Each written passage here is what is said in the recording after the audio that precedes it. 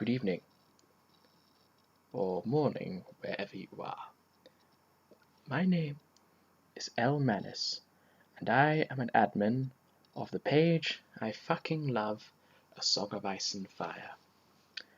I know many people have been disillusioned with the current quality that the writers David Benioff and Dan Weiss have been giving when making the adaptation Game of Thrones. And I've noticed many people would rather something else. Some would say more closer to the book, but I wasn't thinking that. I think we need an alternate view on it. And so I searched, and I searched, and I found hidden masterpieces, so to speak. I am warning you right now, you might not like what you are about to hear, but I'm going to read it anyway. Ladies and gentlemen, welcome to Bad Fan Fiction. Okay, you get it. What we have found is something called Shadows in the Dark by Crooked Neighbor. Roose awakens to a soft creak and the sensation of someone fiddling with his small clothes. Even half awake, he knows it isn't Walder. The fingers are too thin, and Walder would be unable to contain her giggles. She's still asleep, snoring, unaware of the advances being made on her lord husband. When he looks between his legs, Ramsay has already wrapped his hand around Roose's cock. The bastard looks up at him, lips parted in a smile. The boy is undressed and already erect. His inky hair seems to vanish into the blackness, but his pale skin and strange eyes, his father's eyes, almost gleam in the dark. Roose gives him a disapproving glance, but says nothing for fear of waking Lady Walder. Ramsay returns his silence, licking his thick lips as he lowers his head. He should say something, but there is a morbid curiosity in him. The question of how far Ramsay will escalate it this time, because Ramsay is always pushing, always rebelling, giving his father strange stares when he knows that he shouldn't. And when Ramsay's lips encircle his father's cock, and when his tongue laps around the tip, equally pleasurable and awful, Roose knows the answers to this. Again, he says nothing. He only shoves Ramsay from the bed and pushes him against the walls of the Dreadfort, walls that know things, walls that have seen things about Roose and about others. Ramsay just looks back at him, pale eyes bleeding and lustful like the bastard he is. And then he moans, "Father, please." He does it right in Roose's ear even. Hot breath against sensitive skin. Though Roose knows it's entirely feigned. It's a game. Just a game.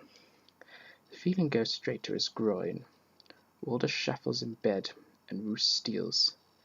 If she found him like this, if she found him cock-hard of his own bastard underneath him. Ramsay wriggles suggestively, his body grinding against Roose's stiffness. He has to remind himself that it's wrong, that Ramsay doesn't know any better. Can't help himself because of his bastard blood. But Roose, he should know better. He feels faint.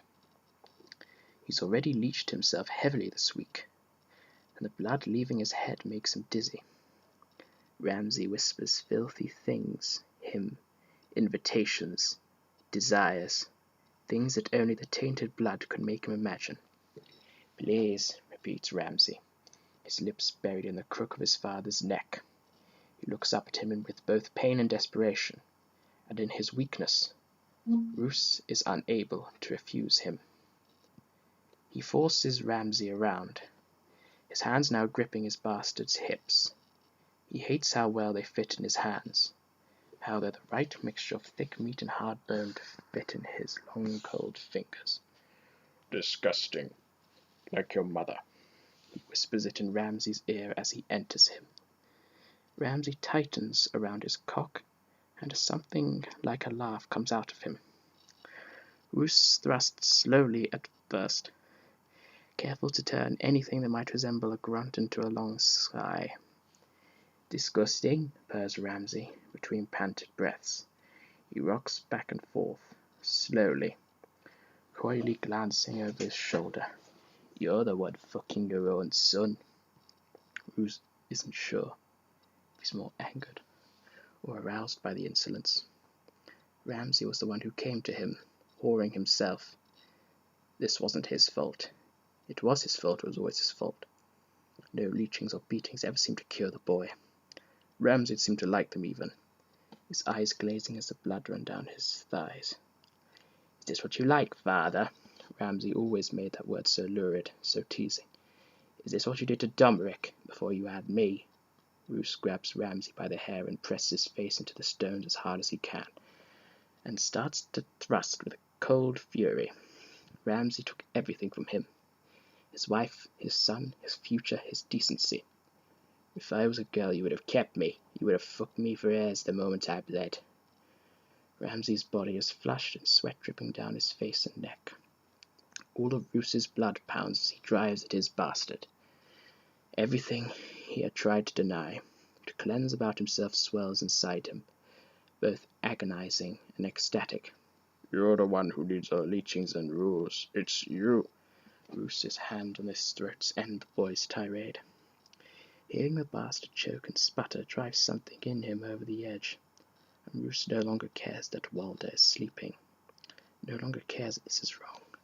Somewhere, whatever it is that keeps him a person vanishes, and he is a mess of blood, urges and void.